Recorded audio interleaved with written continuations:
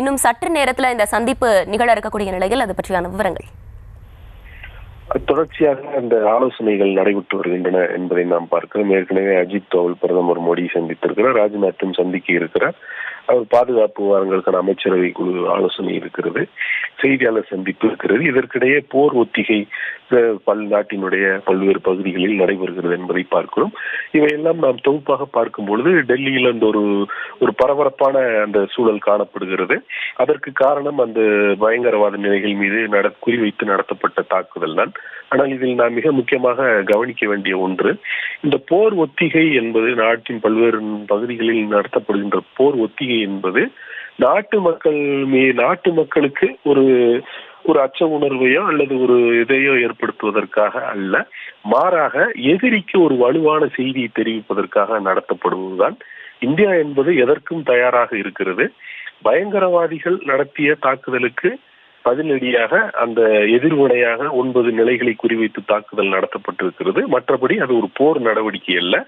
ஆனால் அதே நேரத்தில் எதிரி எந்த எல்லைக்கும் செல்லக்கூடும்.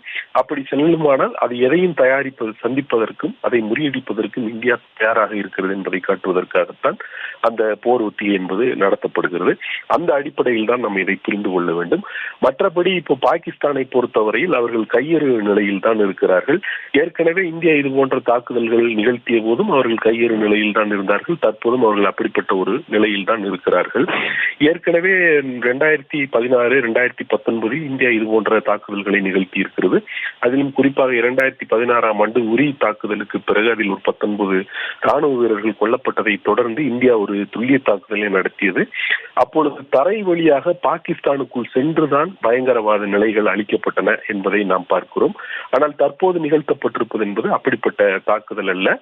இந்த லஷ்கர்-இ தொய்பா, ஜெய்ஷ்-இ முகமது இந்த பயங்கரவாத அமைப்புகளினுடைய தலைமையகங்கள் அமைந்திருக்கக்கூடிய ஊர்களில் அவர்கள் இருக்கக்கூடிய நிலைகளை குறிவைத்து மற்ற பொதுமக்களுக்கோ அல்லது வேறு பொருளாதார நிலைகளுக்கோ அல்லது பாகிஸ்தான் ராணுவத்திற்கோ சேதத்தை ஏற்படுத்தி விடாத வகையில் இந்த தாக்குதல் நடத்தப்பட்டிருக்கிறது. இந்த தாக்குதல் மூலம் பயங்கரவாதிகளுக்கு மட்டும்தான் சேதம் ஏற்பட்டிருக்கிறது. அதுவும் கூட பாகிஸ்தானை பொறுத்தவரையில் கையெறு நிலையில் இருப்பதற்கு காரணம் பாகிஸ்தான் ராணுவத்தின் மீது அல்லது அங்கு இருக்கக்கூடிய பொதுமக்கள் மீது அல்லது பொருளாதார நிலைகளையே குறிவைத்திருந்தால்தான் பாகிஸ்தான் உலக அரங்கில் தன்னுடைய செயலை நியாயப்படுத்த முடியும். ஆனால் பயங்கரவாத நிலைகளை குறிவைத்து தாக்குதல் நடத்தப்பட்டிருப்பதன் காரணமாக பாகிஸ்தானால் எந்த வகையான எதிர்வினையும் ஆற்ற முடியாத ஒரு சூழல் தான் இருக்கிறது.